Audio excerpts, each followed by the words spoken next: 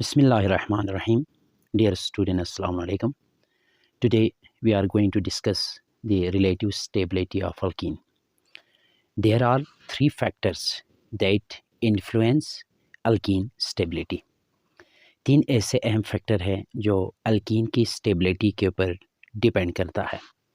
वो कौन कौन से फैक्टर हैं? नंबर 1 हमारे पास आते हैं कि डिग्री ऑफ सब्स्टिट्यूशन, यानी कि वो अल्कीन जिसमें ज़्यादा से ज़्यादा सब्स्टिट्यूशन मौजूद हो, जिस अल्कीन में ज़्यादा से ज़्यादा सब्स्टिट्यूशन मौजूद हो, वो अल्कीन उतना ही ज़्यादा स्टेबल होता है। यानी कि हमारे पास यहाँ पर लिखा है जी tetra, tri, di and mono substituted. इसका मतलब ये है कि टेट्रा अल्कीन सबसे ज़्यादा स्टेबल है, उसके बाद ट्राई, उसके बाद डाई और उसके बाद मोनो।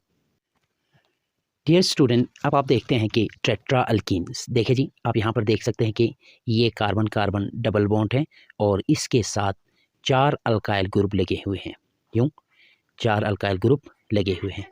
इसका मतलब ये हुआ this alkyne is highly substituted alkyne, जो कि बहुत ज़्यादा स्टेबल होगा। किसके निस्बत? इसके निस्बत जिसमें 3 अल्काइल ग्रुप मौजूद हो, यानी कि CH3, CH3, CH3 and CH3। ठीक है जी।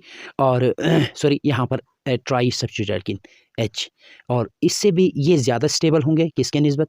इस अल्कीन के निस्बत जिसमें 2 सब्स्टिट्यूएंट मौजूद होंगे, CH3 यानी कि CH3 हाइड्रोजन एंड हाइड्रोजन, और ये ज़्यादा स्टेबल होंगे किससे?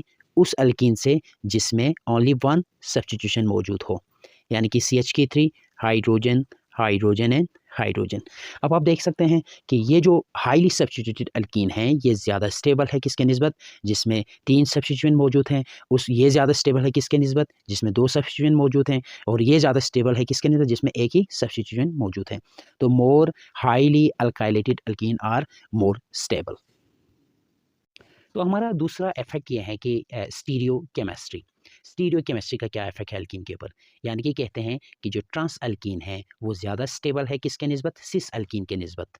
ऐसा क्यों है? ऐसा इस वजह से है, देखिए आप देख सकते हैं यहाँ पर आपके पास ये क्या है? ट्रांस अल्कीन है। इस ट्रांस अल्कीन में क्या है? आपका ये जो 2 बल्की ग्रुप हैं, यानी कि CH3 ग्रुप, CH3 ग्रुप, ये दोनों एक दूसरे से दूरी पर मौजूद हैं, फार डिस्टेंस पर मौजूद हैं, जिसकी वजह से इन दोनों के दरमियान कोई रिपल्जन, कोई स्टेरिक हिंड्रेंस मौजूद नहीं है।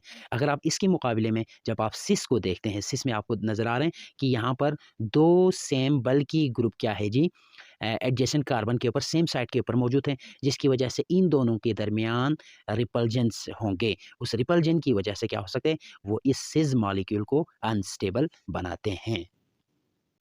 डियर स्टूडेंट, अब हम आते हैं कि लास्ट पॉइंट पर, कॉन्जुगेशन। कहते हैं कि जिस अल्कीन में कॉन्जुगेशन मौजूद होता है वो ज़्यादा स्टेबल होता है उसके निस्बत, किसके निस्बत? जिसमें आइसोलेटेड अल्कीन मौजूद हो। यानी कि हमने एग्जांपल दिया 1,3 पेंटाडाइईन। ये देखिए आपके पास 1,3 पेंटाडाइईन है। कॉन्जुगेशन किसे कहते हैं? वो कंपाउंड जिसमें alternate double bond, single bond, double bond, single bond मौजूद हो, उसको हम कहते हैं कॉन्जुगेटेड। अब आप यहाँ पर देख सकते हैं ये कॉन्जुगेटेड अल्कीन है, ये ज़्यादा स्टेबल है किसके निस्बत? 1,4 पेंटाडाइईन के निस्बत। ऐसा क्यों है? ऐसा इस वजह से है कि इसमें एक डबल बॉन्ड मौजूद है, उसके बाद 2 सिंगल बॉन्ड मौजूद हैं और फिर लास्ट में डबल बॉन्ड मौजूद है। यानी कि ये अल्कीन आइसोलेटेड है और ये कॉन्जुगेटेड है। कॉन्जुगेटेड ज़्यादा स्टेबल होता है किसके निस्बत?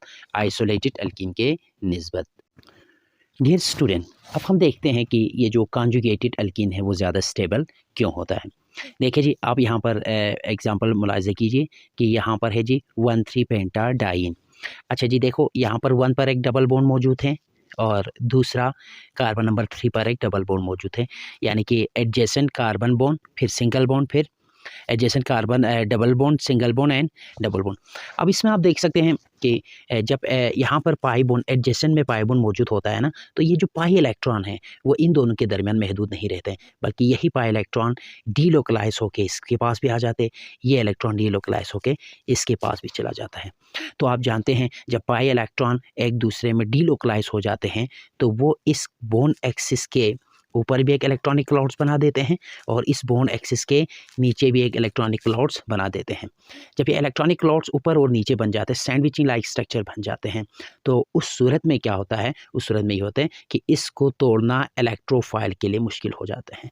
That's why alkyne having conjugation, double bond alternate double bond and single bond are more stable as compared to 1,4-pentadiene। अब इसमें ऐसा सिचुएशन नहीं हो सकते हैं। क्यों? क्योंकि अब एक डबल बॉन्ड यहाँ पर मौजूद है, लेकिन एडजेसेंट में आपके पास डबल बॉन्ड मौजूद नहीं है, जिसकी वजह से ये इलेक्ट्रॉन इन 2 कार्बन को क्रॉस करके यहाँ डीलोकलाइज नहीं हो सकता है, जिसकी वजह से इलेक्ट्रोफाइल को, ये जो इलेक्ट्रोफाइल है उसको ये आइसोलेटेड पाई बॉन्ड को तोड़ना आसान हो जाते हैं। तो ये रीज़न है कि 1,3 जिसमें कॉन्जुगेशन होती हैं वो ज़्यादा स्टेबल होते हैं। उसका रीज़न क्या है? Due to delocalization of pi electron. और दूसरा आइसोलेटेड अल्कीन में लोकलाइज हो जाते हैं इलेक्ट्रॉन, जिसकी वजह से वो ज़्यादा रिएक्टिव होता है।